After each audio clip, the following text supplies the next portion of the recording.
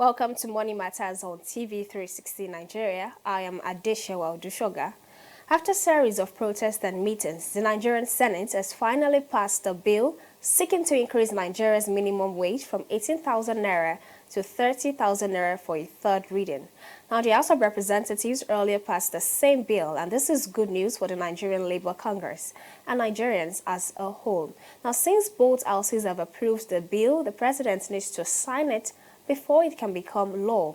Now, ahead of the president's assent to the federal government, the federal government argues that it will probably increase the value-added tax in order to fund the new national minimum wage. The Minister of Budget and National Planning, Udo Udoma, raised this during plenary on Tuesday.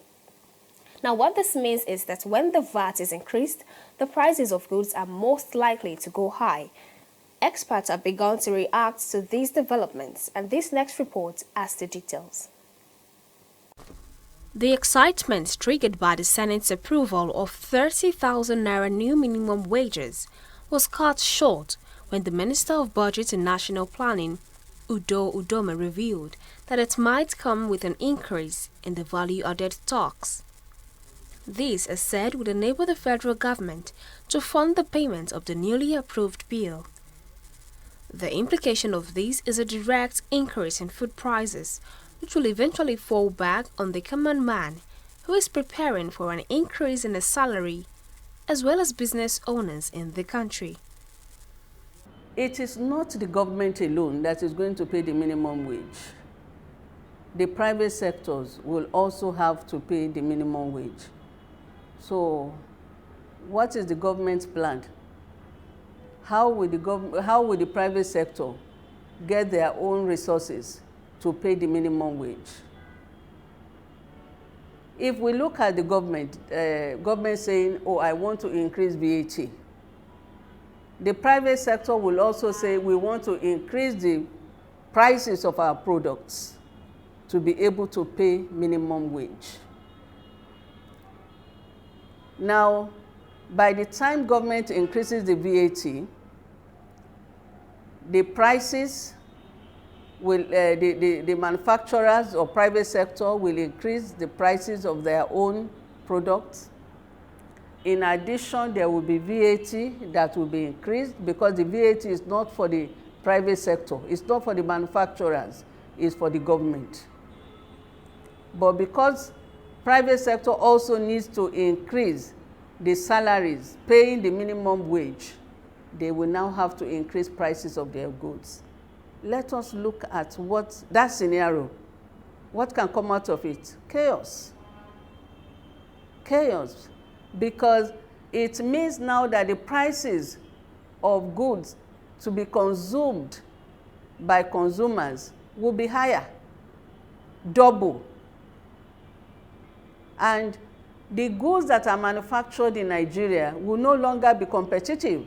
The proposal to increase VAT will further impose new challenges for businesses, because already the operating environment is a very difficult one in terms of cost. The production environment is also very difficult. Many businesses are grappling now with issues of survival and sustainability. And because of the way we administer VAT in this environment, it does not exempt any component of the value chain, from raw materials to intermediate product to final goods. VAT most often times applies to all levels of the value chain, unlike what you have in other climes, where VAT is only applicable at the retail end, at the consumer end of the chain. The same does not apply here. So it's going to make the business environment a lot more difficult at all levels, either at SME level, micro enterprise level, large enterprises, and so on. And again, we are grappling with an environment where the purchasing power is very weak. We have very high consumer resistance. We have a lot of poverty. So for those who are producing or who are rendering any service, the capacity or the opportunity or the room to be able to pass on the additional cost to consumers is very, very limited. In Nigeria, tax is one of government's primary source of revenue. But analysts say government may have to seek other sources in cases where taxes become a burden on the payers. When you look at our legislators, you know how much they earn every month? Why can't we, even if they have to work part-time, we don't need them there full-time basis. If they have to work part-time, let us have some money away from there, put that aside. Look at all the perquisite of office we give to government workers. We can do away with that and let that money be put aside to meet the minimum wage. The Oronsaye's committee that was set up by ex-President Jonathan found out that there were 42 departments and agencies that were not necessary. Why can't government do something about that? All the money we spend on those 42 agencies is enough to meet the minimum wage. One thing the government should look at is to expand the tax net so that more people who are not currently in the tax net are in the tax net. Secondly, we need to stimulate investment because you get revenue from investors. And it's only investors that are making profit that will pay tax. So we need to create the environment where the level of investment in the economy will grow. As the level of investment grows, the GDP will grow, profits will grow, and tax revenue will also increase. So when we talk about creating an enabling environment for business, one of the main objectives is to also to be able to impact positively on government revenue. Because a prosperous private sector will make available more revenue to government. Then we have some revenue generating agencies in government. Most of them are not remitting what they ought to remit to the federation account. Most of them just earn this revenue and they just spend anyhow. Even the president at some point expressed his frustration. The National Assembly, most times, when these agencies are invited to come and defend their budgets, most times they don't show up in the National Assembly. That was part of the issues we had between the National Assembly and the executive. And it was a major cause of delay in the passage of the budget. And some of these parastatals or agencies of government are sitting on hundreds of billions of naira in terms of revenue. So the level of accountability on those agencies needs to be scaled up. Nigeria is believed to be the country with the lowest rate of value-added tax at 5% in West Africa. But could this be another reason for the increase? No, not necessarily because other countries are paying a much bigger, higher VAT. It is what the environment deserves. Perhaps in some of these other countries, the government is providing much more, both for citizens and for businesses, than what the government here is providing. If as a citizen, you are paying so much for school fees, where in some other countries, you don't pay anything, you have free education.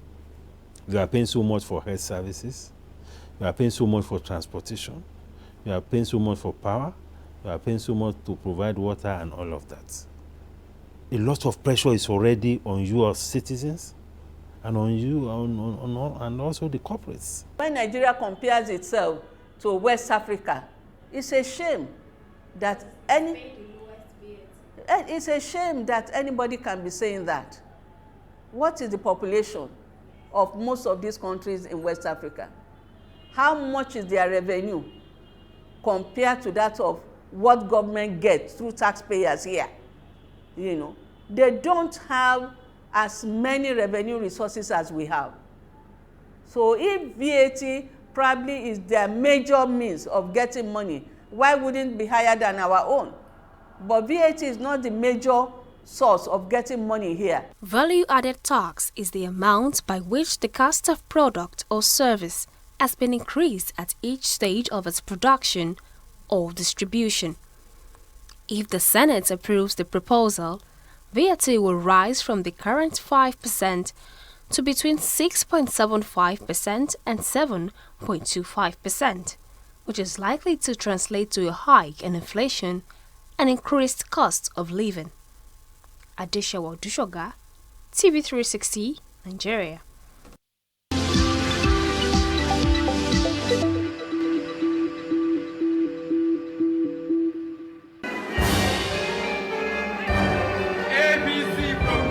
House the crash launch vis-a-vis rescue the lives of consented the government now signified.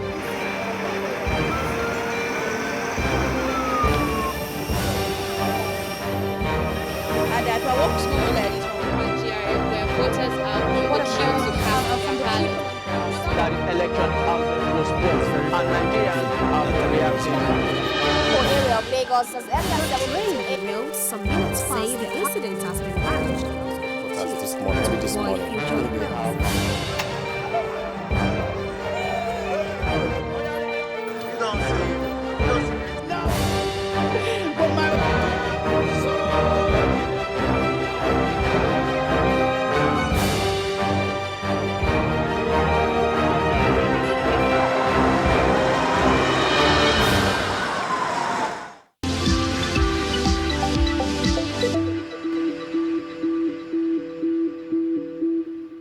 You're welcome back. There is an advocacy for the production and consumption of Nigerian-made products. This is one of the reasons the Central Bank of Nigeria placed a ban on the sale of foreign exchange to importers of textile and clothing materials. The CBN Governor Godwin Emefiele had argued that the measures were taken to reposition the textile, cotton and garment industry for job creation and the development of the economy. Now, with the current state of the Nigerian textile industry, there is a need to encourage the growth of the textile and cotton industry. Now, reactions have continued to trill in from textile merchants across the country. You'll find out in this next report. The deregulation of the foreign exchange market is business as usual for the Central Bank of Nigeria. This time, it has placed a ban on the sale of FOREX to importers of textile and other clothing materials with a view to reposition the industry for a stronger economy. These developments have since drawn reactions from analysts in the financial sector. The managing director of the Manufacturers Association of Nigeria, Segun Kadiri, has lauded the action of the Apex Bank, adding that this will increase job creation in the country. The first reaction is that it's a positive one. In the sense that it is set against the backdrop of promoting backward integration and local sourcing of raw materials, and at the same time trying to encourage the patronage of made in Nigerian products. When you incentivize an industry, you create an avenue for new investment in the industry, which means that we'll have many more firms that will obviously engage people. At the same time, those that are comatose are not doing well at the moment will be able to retool, be able to expand their capacity utilization. They will be able to engage more person. Also, if you look at the value chain which is being supported, you will see that it will have a trickle-down effect on cotton growers and the ginneries as well. And upstream, you also have the garment makers. So essentially, you are going to see an improvement along the value chain, and each step of the way, you have people that are engaged. So it is right to say that it will improve the employment profile of the sector. The Director General also says the FOREX ban on textile industry will increase the government's revenue as well as boost the economy. Those industries that are going to be created within the country, they are going to pay tax to government. Their workers are going to pay payee to the states. Their dependents are going to benefit. So the economy itself will be boosted and government revenue will be increased. If you are looking at government revenue only in the sense of what you derive from the duty you collect when goods are being imported to this country, I think it's being short-sighted. Because essentially, the economy will not grow if it's dependent on foreign goods. You have to have an environment that is robust, that promotes what is indigenous. Charity, they say, begins at home. This has necessitated the promotion of made in Nigeria product. Analysts believe this regulation will further encourage the use of locally made product. In the first instance, Nigerian products are of good quality. They meet international standards. We have all the natural resources to be able to produce very fine raw materials, especially in the textile industry. You also have very beautiful attires in Nigeria. So I do not see why Nigerians will not want to adapt. I think also government should encourage them to accept it, because there is nowhere in the world that you have economies developed that rely on goods that come from outside the country. You also need to promote what is indigenous and what is yours. If you walk the streets of London, you are not likely to see white men wearing what I'm wearing. So, and I think what I'm wearing is comfortable, is suitable for our weather. It's of very high quality. This, for instance, is made in Abeokuta. And we should be proud as Nigerians to wear it. I think government should do a lot more, and we in the Manufacturers Association of Nigeria are consciously promoting what is made in Nigeria. And I would like to say that there's no nation on earth that has become wealthy that is not industrialized. And if your focus is looking outside the country for what you use, what you eat, what you wear, I think you are not likely to go very far. There's nothing that says that a shoe made in Aba is not as good as the one made in Italy. It just depends on how you perceive it. And there are a lot of quality, good products that, like I said before, that are made in Nigeria. What we need to do is, of course, continue to ensure that we improve on the quality of our products. Everywhere in the world, people are improving on their products. And also for us to take care to expand that purchase, because it is only when you are able to increase your capacity utilization, it's only when you are able to, when all those affect your bottom line, that you are able to reinvest and be able to improve on the processes and be able to employ more persons and spread the skill. So I think Nigerians should not rely on that age-long perception that what is imported is better than what is made in Nigeria. Like I said, we have agencies of government that are responsible for ensuring that our products meet Nigerian standards. And Nigerian standards are also internationally accepted. So I think it's an issue of perception.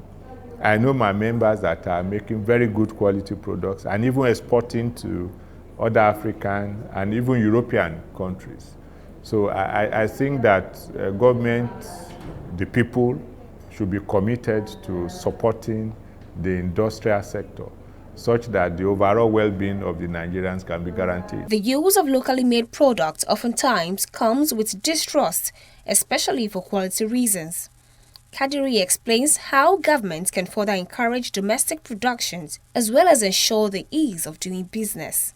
Well, I think essentially government has introduced quite a number of initiatives to promote local sourcing of raw material and patronage.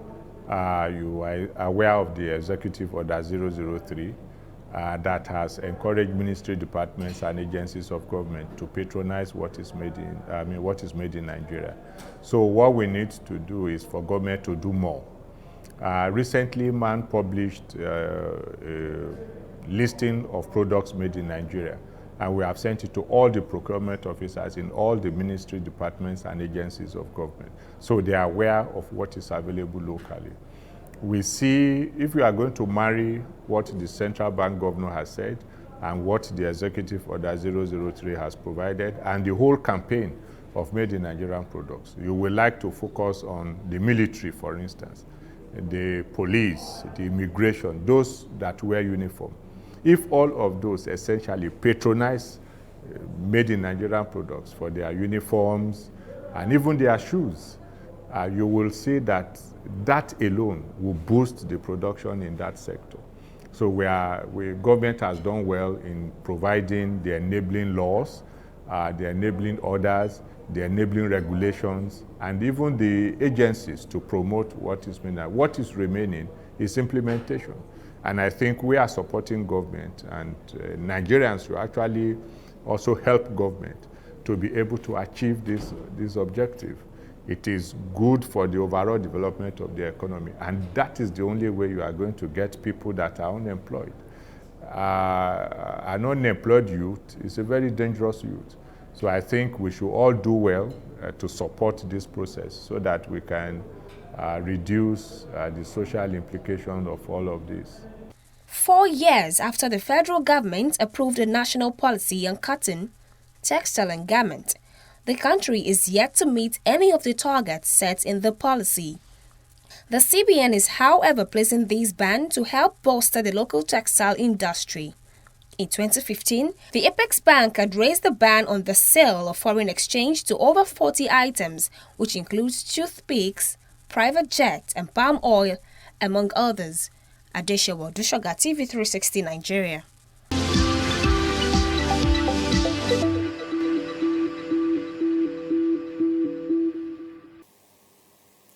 That's it on Money Matters. If you missed any part of this edition, you can watch it again on our YouTube channel at TV360 Nigeria. Follow us across all over social media platforms at TV360 Nigeria.